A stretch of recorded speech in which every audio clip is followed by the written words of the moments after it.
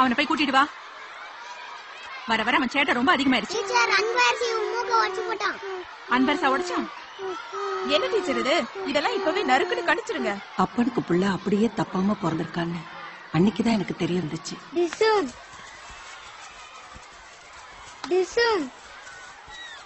டேய் அன்பரசு, இங்க வாடா. போ, நான் வர மாட்டேன். ஏன்டா அவங்கள அடிச்ச? நான் அவங்கள அப்படிதான் அடிப்பேன். ஐயா, என்ன பிடிக்க முடியாது. யாரும் தப்பா பேச மாட்டேன், யாரையும் அடிக்க மாட்டேன், எல்லாருக்கும் மரியாதை தருவேன். இது அம்மா மேல சத்தியம், அப்பா மேல சத்தியம்.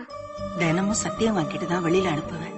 எல்லாரும் தான் பிள்ளைய கலெக்டர் ஆக்கணும், இன்ஜினியர் ஆக்கணும், டாக்டர் ஆக்கணும்னு படிக்க வைப்பாங்க. நான் என் பிள்ளைய முதல்ல ஒரு மனுஷன் ஆக்கணும் தான் படிக்க வச்சேன். ஒரு ஊருக்குள்ள சமுதாயம் சரியில்லாம இருக்குன்னா அந்த ஊர்ல தலைவனும் ஆசிரியர்களும் சரியில்லைன்னு சொல்லுவாங்க. என் பிள்ளைகிட்ட மட்டும் இல்ல, எல்லா பிள்ளைங்க கிட்டையும் வன்முறை கூடாதுன்னு சத்தியம் வாங்க ஆரம்பிச்சேன். ஊருக்குள்ள அடிக்கடி சண்டை வர்றதால அதை பார்த்து என் பிள்ளை கெட்டு போயிடக்கூடாதுன்னு ஊரை விட்டு வயலுக்குள்ள வந்துட்டேன். நம்ம எதிரிக்கு முன்னால வாழ்ந்து காட்டுதலை விட பழி தீர்த்தல் வேற ஒண்ணு இல்லைன்னு சொல்லுவாங்க. நான் வாழ்ந்து காட்டிட்டு இருக்கேன்.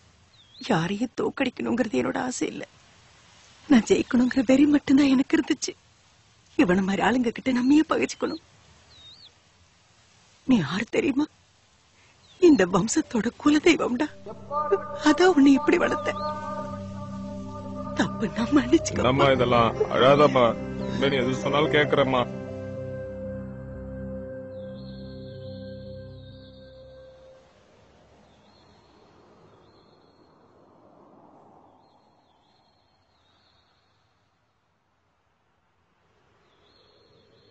நம்ம 2 பேரும் நிம்மதியாவே இருக்க விட மாட்டாங்க மலரு. நம்ம 2 பேரும் பிரிஞ்சுட்டா உனக்கு நிம்மதி கிடைச்சிருமா? சொல்லு,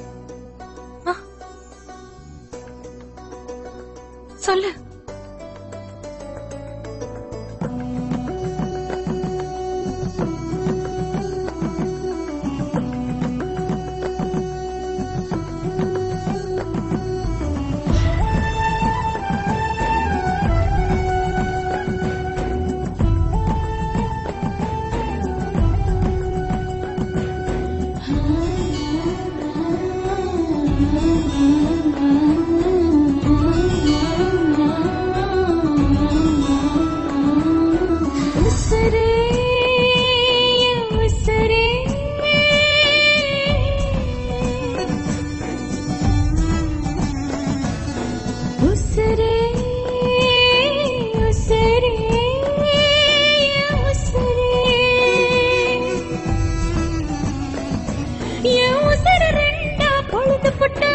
என்ன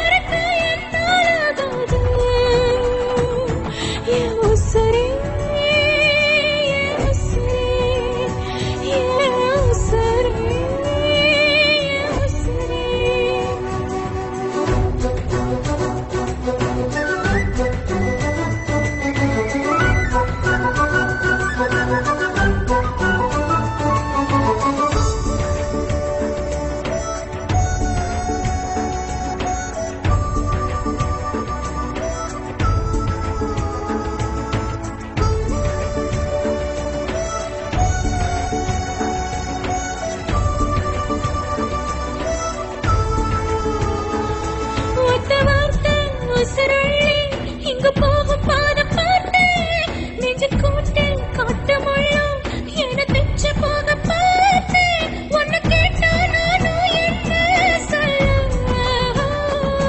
பதில் சொல்ல எங்கு சரி.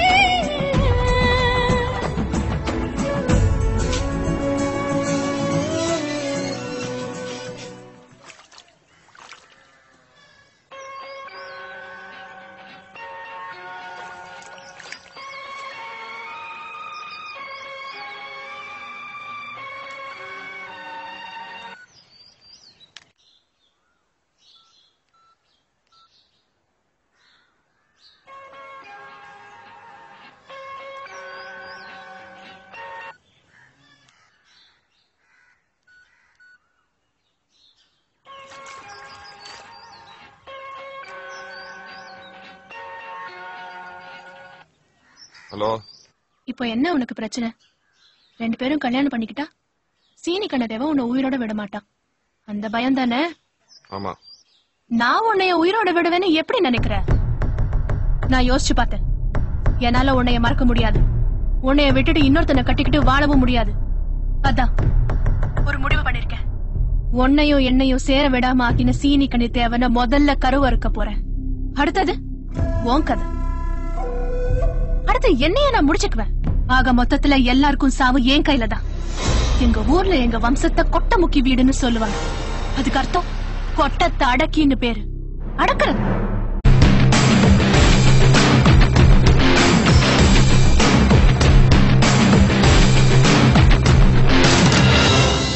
முதல்ல சீனி கண்டு தேவன. நீ என்ன லூசா? ஹலோ ஹலோ,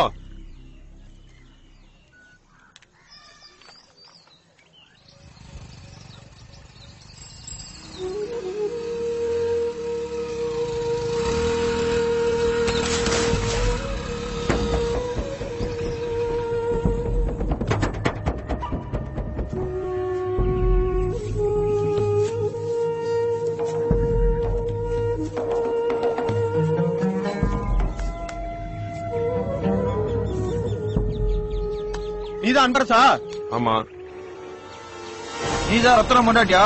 ஏன் நீங்க வந்தாடா, இறக்குங்கடா.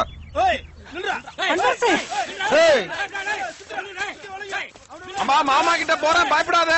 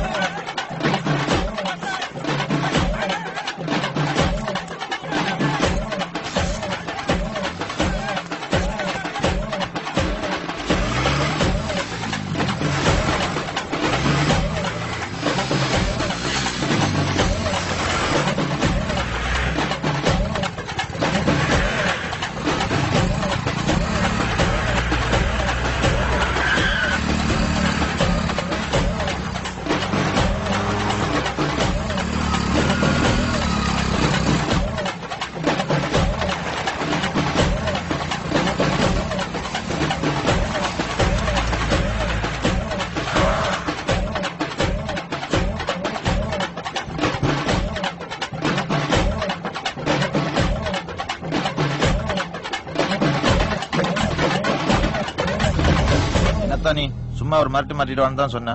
நாங்களும் அதான் பண்ணோம். அவன் என்னடா ரவுண்டு கட்டி சில்லி முக்கா பார்த்து உடச்சு விட்டான். உடச்சு விட்டு சில்லி முக்கு உடஞ்சா உடம்புக்கு நல்லதுன்னு வேற சொல்லிட்டு போயிட்டான். ஆனா நீ சொன்ன மாதிரியே சீனு கண்ணு தான் அடிக்க ஆள் அனுப்புனார்னு சொல்லிட்டோம். வரம்தா.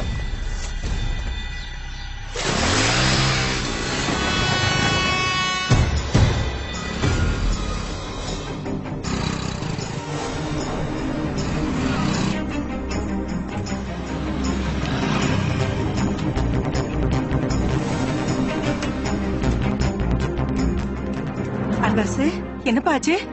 மாமா இருந்துச்சா? அரசு, என்னப்பா பண்ற? ஏன் நெருப்பு கட்டாட ஓடுற?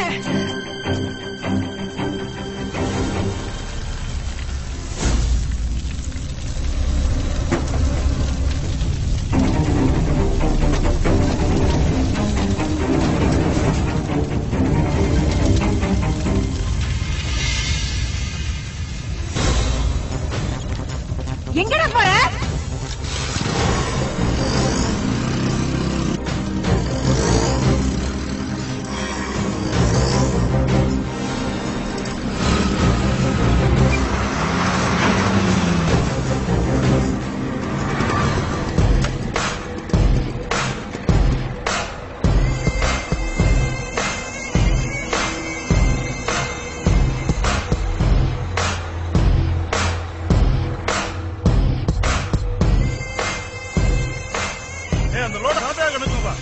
வாங்க சோழமல்ல.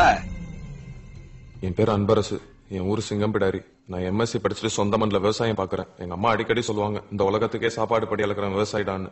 அது ரொம்ப பிடிச்சனாலதான் என் ஃப்ரெண்ட் எல்லாம் டாக்டர் இன்ஜினியர் போகும்போது நான் மட்டும் விவசாயம் செய்ய வந்தேன். இன்னைக்கு ஊருக்குள்ள விவசாயிக்கு ஏகப்பட்ட பிரச்சனை. அதனாலதான் எல்லாம் படிச்சுட்டு கையில கம்ப்யூட்டர் வெளிநாட்டுக்கு டிக்கெட் எடுத்துட்டாங்க. என்ன மாதிரி ஒருத்தர் 2 பேர் இருக்கிறது கூட இந்த சீனி கண்டு மாதிரி ஆளுங்க கலப்பையை பிடிங்கிட்டு விரட்டி விட பாக்குறாங்க. இந்த சீனி கண்ணால என்னால நிம்மதியா விவசாயமே செய்ய முடியல. இன்னைக்கு ஊருக்குள்ள விவசாயம் பண்ணி இன்கம் டாக்ஸ் வர நான் மட்டும் தான். ரோட் கான்ட்ராக்ட் பண்றவன், மலையடி நடத்துறவன், த்ரெஷர் வச்சிருக்கிறவன், விவசாயம் தவிர மத்த தொழில் செய்றவன் எல்லாத்தையும் லாபத்தை விவசாயத்துல போட்டு நஷ்டம் வச்சு நஷ்டம் காட்டுறாங்க. சீனி கண்டு முத கொண்டு நான் லாப கணக்காட்டி வரி கட்டுறேன்னா என் மூலதெல்லாம் சுத்தமான பெதனல். அதையே தீ வச்சு எரிச்சிட்டாங்க சீனி கண்டு மகனும் அவனுடைய ஆளுங்களும். கொஞ்சம் அசந்திருந்தா என் வீடு வயல் எல்லாம் பத்தி எரிஞ்சிருக்கும். அவங்க ஏன் எரிச்சாங்கன்னு கேக்குறீங்களா? நான் விரும்புற பொண்ணை கல்யாணம் பண்ணிக்கூடாதான். அவ்வளவுதான் நான் கல்யாணம் பண்ணிக்குவேன். அவன் மிரட்டுறத தொடர்ந்து நான் கோர்ட்டுக்கு போவேன். ஏன்னா விவசாயம் தான் எனக்கு பிடிச்ச தொழில். இங்க பாருங்க சார், இது நஞ்சை கட்டின வரி ரசீத், இது புஞ்சைக்கு, இது எனக்கு எங்க அம்மா கட்டின எல்ஐசி, இது வீட்டு வரி, இது பைக் இன்சூரன்ஸ். என் கைய பாருங்க, இந்த பாராளுமன்ற எலெக்ஷன்ல ஓட்டு போட்டது மொத்தத்துல ஒரு நல்ல இந்திய குடிமகன் சார். நான் மனசு சொல்றபடியும் அரசு சொல்றபடியும் கேட்டு வாழ்றோம் சார். நாங்க இதெல்லாம் இந்த சீனி கண்ணு தேவன் கிட்ட போய் புரியுற மாதிரி சொல்லுங்க. ஏன்னா நீங்க தான் இந்த ஊருக்கு கவர்மெண்ட். அவன் உங்களை மட்டும் மிரட்டல, கவர்மெண்டே மிரட்டுறேன். கோர்ட்டு கேஸ் எங்க போனாலும் அவன் தான் ஜெயிப்பான். என்னோட எக்ஸ்பீரியன்ஸ்ல கூட ஒரு கம்ப்ளைண்ட் கொடுத்து எவனையும் நான் பார்த்ததில்ல. கைய வெட்டினா 2 வருஷம் சிறை தண்டனை, கட்டவல்ல வெட்டினா 14 வருஷம் சிறை தண்டனை. கட்டவல்லோட பவர் அப்படி, அவனும் அப்படி. அவன் சொன்னதுல எந்த உண்மையும் இல்ல. அதுக்கு என்ன ஆதாரம் இருக்கு? விதை வைக்கிற ஆதாரம் இல்லாம பேசுவாப்ல. இத்தனை நாள் உங்களுக்கு விசுவாசியா இருந்தேன். அதுக்கு பலனு எனக்கு ராம்நாடுக்கு டிரான்ஸ்பர் பண்ணிட்டாங்க. இன்னும் 1 மாசத்துல பார்த்து ஏதாவது நடந்துக்கங்க.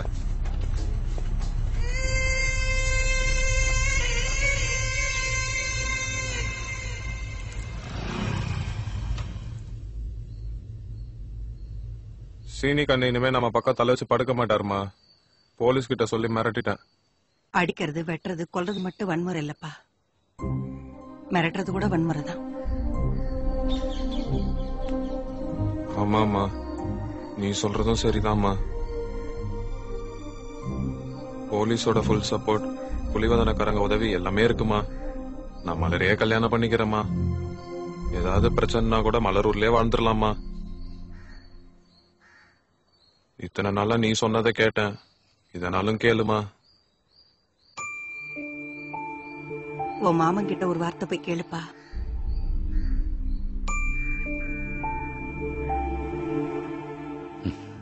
சரி, கட்டிக்கப்பா.